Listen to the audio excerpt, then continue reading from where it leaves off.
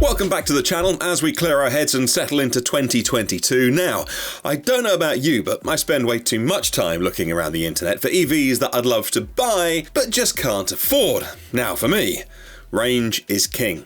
And we've made a list of cars I think you'll like. But we haven't just pulled up a list of the biggest batteries or the longest official ranges. We've factored in functionality and desirability. Now, I imagine everyone's list is going to be slightly different, so let us know in the comments below if you agree or disagree with the list I've put together today. My name is Martin Lee. If you like what we do here, hit subscribe and the bell icon so you never miss a show.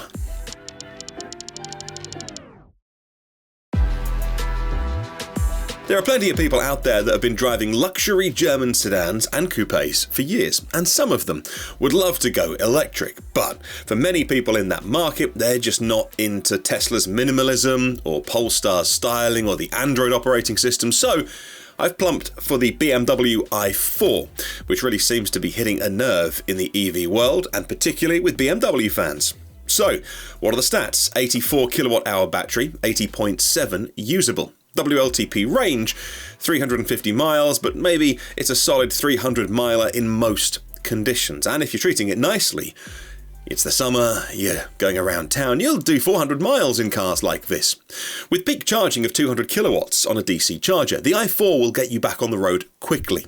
If you want the performance, you can always spend a bit extra, and you should if you can, on the M50 Spicy variant. If it's range you're after though, go for the eDrive 40 and stick with the base wheels.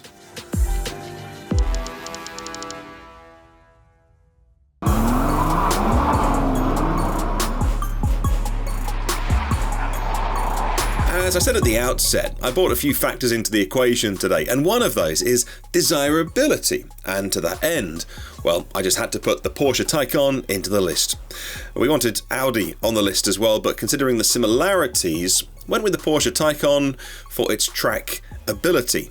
Talking range today though, so that leads us to the Taycan GTS that's coming out this year. The Taycan Plus will get you the same range for a third less money.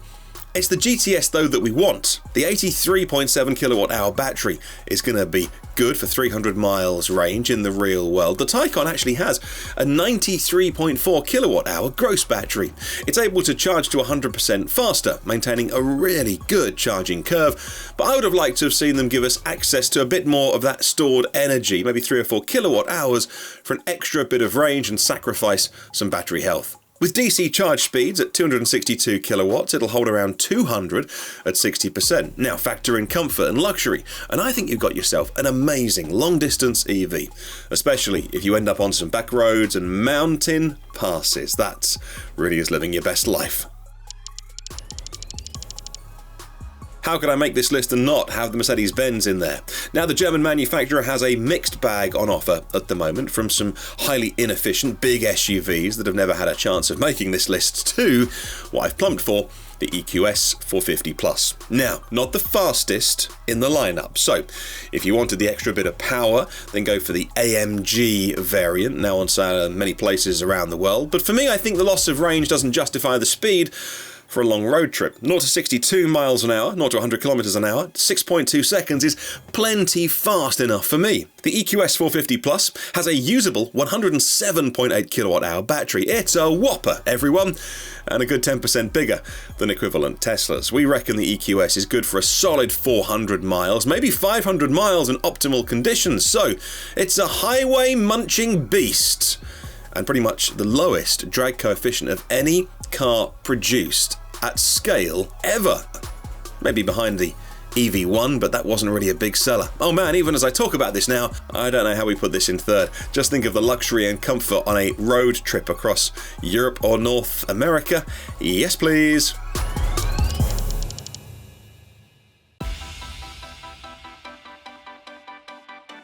While we're talking big expensive sedans, we had to get the Lucid in here. The Grand Touring variant has a usable battery, we think around 105 kilowatt hours, just shy of Mercedes and 10% larger than a Tesla.